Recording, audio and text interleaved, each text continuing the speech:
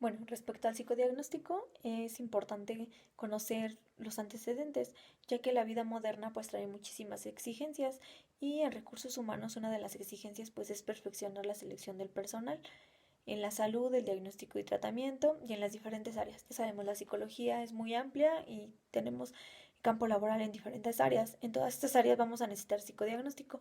Entonces es importante conocer un poquito más acerca del psicodiagnóstico, cómo han sido las pruebas, qué pruebas se generaron en un principio y qué pruebas tienen aún tienen continuidad y validez.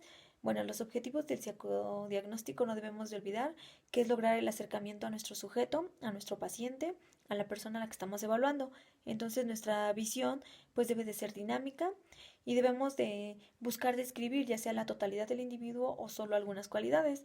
La confección y selección de estos test debe de ser en base a lo que queremos saber. ¿Qué queremos saber? Pues va a ser en base a nuestro motivo de consulta. La psicología experimental fueron las primeras en realizar este tipo de informes. No eran tanto como psicodiagnósticos, sino eran más fisiológicos y médicos, ya que los estudios o los test estaban enfocados a realizar estudios en base a estímulos visuales y auditivos. Después, Francis Galton fue el primero en aplicar la estadística. Él inventó la dactiloscopia, que servía para detectar a criminales por medio de sus huellas dactilares. Esas se consideran como las primeras pruebas existentes como psicodiagnóstico para poder elegir y determinar quién era culpable en base a sus huellas dactilares.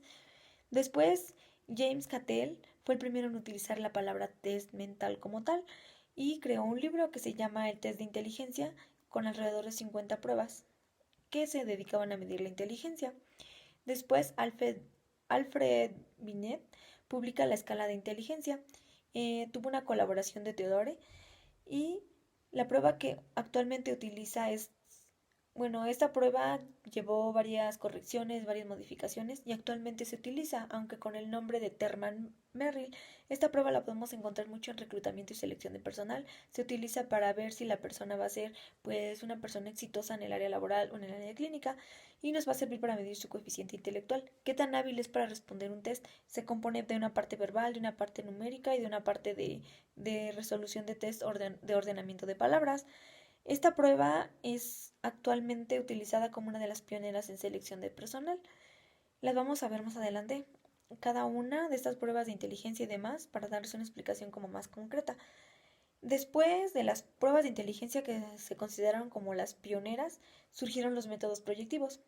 Estos métodos proyectivos, al principal que tenemos aquí personaje es a Jung en 1904.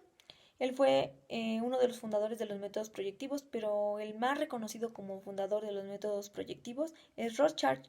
Él usa por primera vez el término psicodiagnóstico. Y en 1921 él publica sus láminas con el fin de buscar y realizar un diagnóstico profundo. En 1930 se realiza el test de acepción temática, o mejor conocido como TAT. Este es creado por Murray y nos sirve para hacer una exploración profunda de la personalidad.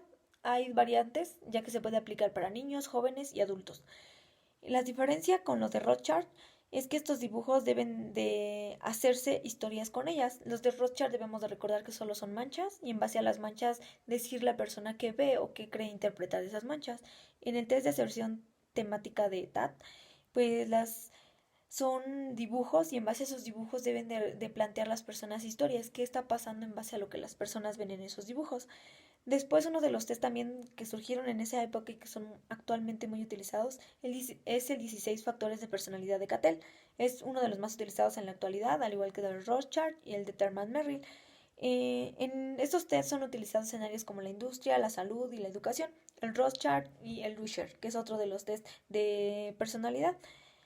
Después, en el psicodiagnóstico, una parte muy importante es Luria, es una persona que dice que, aparte de los test de psicodiagnóstico, debemos de tomar muy en cuenta la parte neuropsicológica, es decir, la parte neuronal, el funcionamiento de las neuronas, las deficiencias que podemos tener en el cerebro, las lesiones cerebrales, y ella propone realizar, adicional a las pruebas de psicodiagnóstico, exámenes neurológicos. El psicodiagnóstico sigue desarrollándose, no es una prueba no es algo que ya esté terminado, sino es algo muy amplio. Estamos utilizando pruebas que tienen 100 años, 50 años, entonces tenemos que crear, tenemos que innovar, es nuestra parte de como psicólogos el estudiar, el instruir, el crear, no nada más tomar lo que ya viene. Sí está bien tomar las pruebas que ya existen, pero también debemos de ser creadores, innovadores e investigadores. Entre los test de inteligencia que existen actualmente podemos rescatar el WISE, el WISC, el Raven y pues el psicodiagnóstico siempre nos va a servir para tomar decisiones, nos va a servir para clasificar, nos va a servir para seleccionar y debemos de recordar que existen miles de pruebas. Estas pruebas pues nos van a servir para medir infinidad de trastornos. Vamos a desarrollar en la materia algunas de las pruebas más conocidas de inteligencia y demás para que las puedan conocer y las podamos describir, las podamos pues ver, analizar qué es todavía lo que nos falta lograr. Entonces aquí la parte de psicodiagnóstico debemos de analizar que vienen sus historias desde mucho tiempo antes y estas pruebas no han perdido su validez, al contrario, siguen usándose, se han perfeccionado y actualmente tienen la validez que tenían antes. Debemos de recordar que las primeras pruebas que existieron fueron las de inteligencia y después las de personalidad y actualmente hay pruebas para detectar ansiedad, depresión, trastornos alimenticios, obsesivos compulsivos. Hay pruebas casi para todo tipo de trastornos. Entonces es importante conocerlas y es importante que sepan cuáles van a ser útiles para su práctica laboral.